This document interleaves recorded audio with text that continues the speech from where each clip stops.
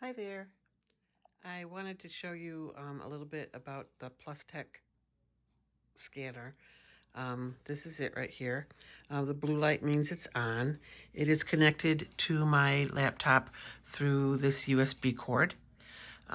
This USB cord, oh, it's kind of dark in here, goes to my my second monitor, but right here's the USB cord. Before I kind of show you what it does, I want to not forget to show you how to turn it off, because when I just turned it off after using it the first time, I don't remember if I'd even turned it off on the scanner itself yet, but I know I just unplugged the USB cord, which I know better than doing from past experience. I was just dumb. And then my mouse didn't work after that, and so I spent an hour or two trying to figure out if I messed up my entire computer. And then I remembered that I didn't exit correctly, and so then when I was able to turn off my computer, which was kind of hard to do since my mouse wouldn't work, but when I finally did and turned my computer back on, then everything was much better. Everything worked again. So but I have learned since then to make sure I exit correctly. And so if you don't know what I'm talking about, at least on a PC, like say if you have an external hard drive, that, which right now, since this is plugged in, it's what it thinks it is an external hard drive because it's connected by USB. You go down, at least on my computer, there's a little hidden icons arrow here, and whoops, when I click on that, then I would go to right here, the Plustek photo icon, and I would right click on that and then go to exit, which I'm not going to do now because I do want to use this because I want to show you what it can do. The on button, there is right here is the on off toggle switch. Oops, my fat fingers are in the way. Here's the on off toggle switch on the back. Here is, if you can see, here is the software, and once you've started scanning photos into the software, they will end up here in this folder that the program itself puts on the desktop called Plustek Photo. And all these, this is the inside the software, and all these folders here are folders that I have named by going up to the plus icon and adding a folder. And all of these folders are inside this folder here. Let me show you. That's all of these folders that I have. Down here I have a who folder for people that I don't know who in the world they are, that I gotta find out. And I wanna show you some of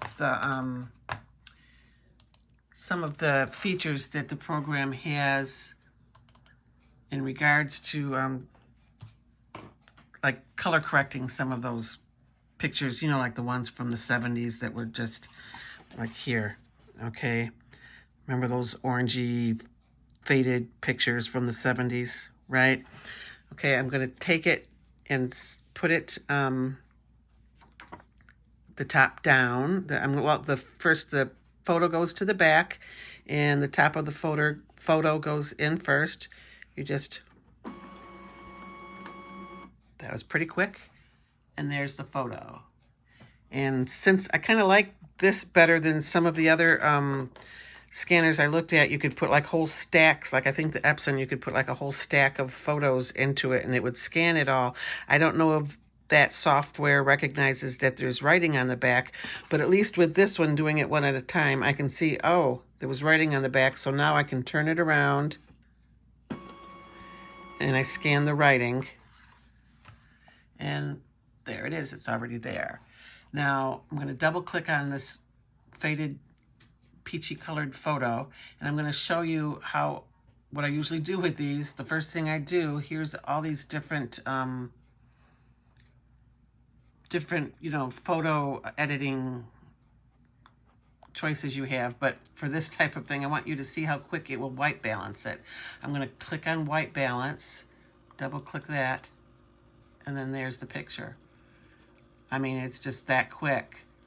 I didn't have to like save it and open it up into Photoshop and play with it there. It just does it all right here. And then up here in the upper left, go back to get to this menu. Up here in the right where it says setting, next to the question mark, that settings gear thing, when you click on that, this is where you would go to select your resolution of like 300 or 600 DPI. Okay. Let me show you one at 600 DPI. So you can see a difference in the speed. Down here, you can also select if you already know that it's going to be a document or an image. I've been leaving it on auto, and it's worked just fine. So right now, we're going to like scan the next picture at 600. Let me find, like, say this picture here. It's a teeny weeny little wallet, and since there's no writing on the back, and this is of my mother-in-law's great-grandparents, I believe. Excuse me. It's kind of an important photo, and with it being so small, I'd like it to be bigger. So that's when I would scan it at 600 DPI. Normally with these type of pictures, I scan it first at 300 and then at 600. But you've already seen how quick it scans at the 300. Let me show you the difference with 600, which is a little bit slower, but not by that much.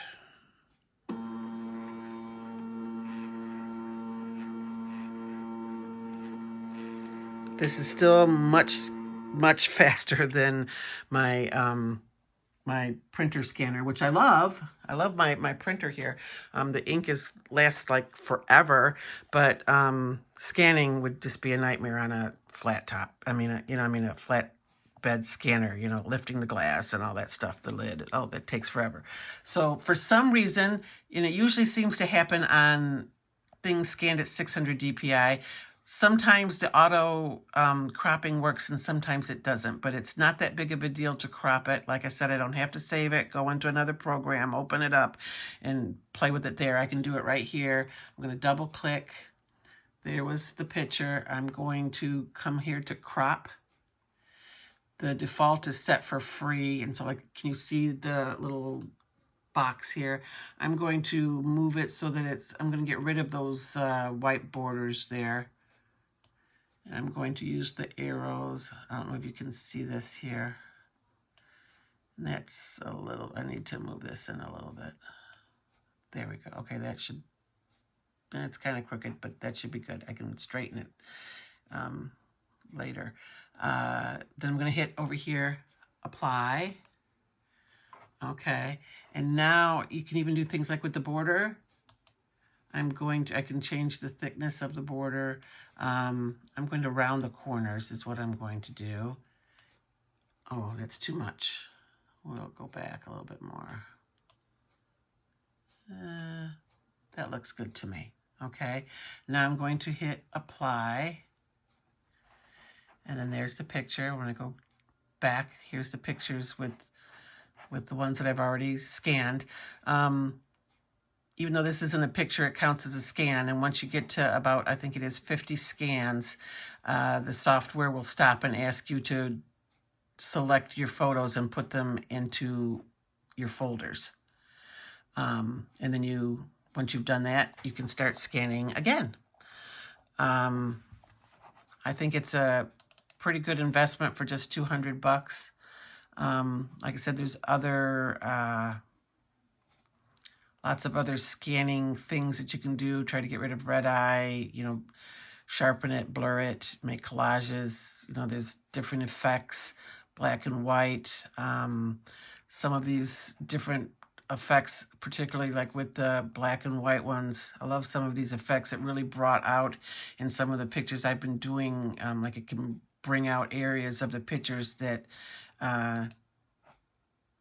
wasn't really there at the first scan. You can play around with those. That's pretty fun.